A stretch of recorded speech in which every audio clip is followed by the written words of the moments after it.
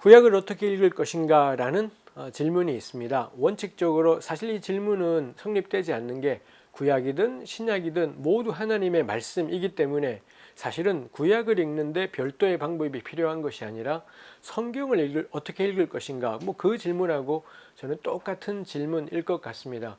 종종 우리 안에 구약하고 신약하고 다르다라는 생각들이 꽤 많이 있는 것 같아요. 저는 그 틀린 생각이고, 신약 성경 디모데후서 3장 16절에 보면 모든 성경은 하나님의 감동으로 되었다.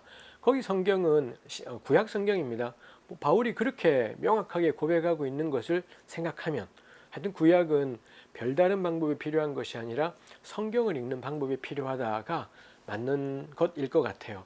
성경을 어떻게 읽어야 될까요?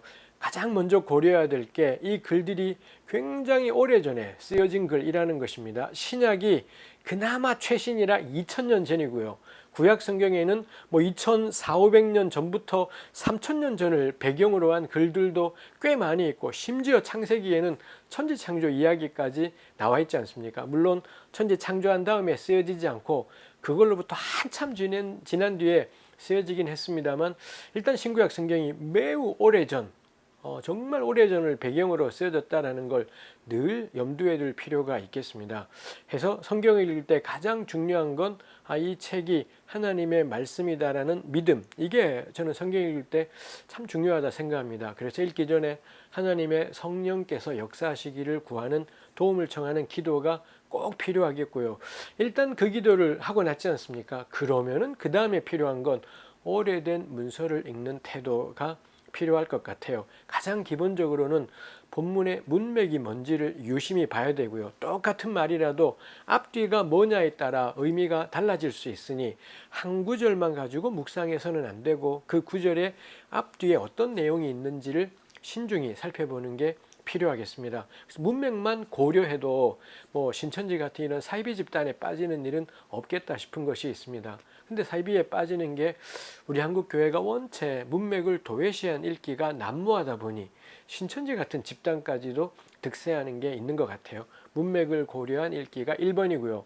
그 다음은 여러 가지가 있겠지만 제가 늘 꼽고 싶은 건 신구약 성경의 1차 독자가 우리가 아니라는 거예요. 바울은 우리 보라고 원래 이 데살로니가 전서 같은 것을 쓴 것이 아니라 지금부터 2000년 전에 청중을 향해 그 글을 쓴 거지요.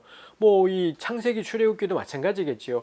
오늘 우리 보라고 맨 처음에 쓰여졌다라기보단 수천 년 전에 청중이 독자인 겁니다. 그렇다면 성경에는 당연히 정말 2000년, 3000년 전에 고대의 과학, 역사, 문화, 당시의 사회적인 구조, 당시의 사람들이 상식이라고 생각했던 것, 이런 것들이 우리 성경 안에는 당연하게 반영이 되어 있습니다. 왜냐하면 그런 시대를 사는 사람에게 전해진 것이니까요. 근데 성경 시대의 사람들이 생각했던 과학이 지금도 과학이냐? 말이 안 되는 겁니다. 성경 시대 때 사람들에게 상식이던 게 지금도 상식이냐? 그런 것도 있겠지만 바뀌어버린 게 훨씬 더 많을 겁니다. 그래서 성경을 읽을 때 이 글이 고대 독자들을 향해 쓰여졌구나 라는 걸 늘 염두에 두면 전 성경의 의미를 올바르게 파악하는데 굉장히 큰 도움이 되겠다 싶은 것이 있습니다. 이런 정도 문맥에 대한 고려, 이게 고대의 사람들을 향해 쓰여졌다라는 것에 대한 고려, 일단 이 두 가지가 전 성경 읽을 때 꼭 필요한 기본적인 자세일 것 같아요.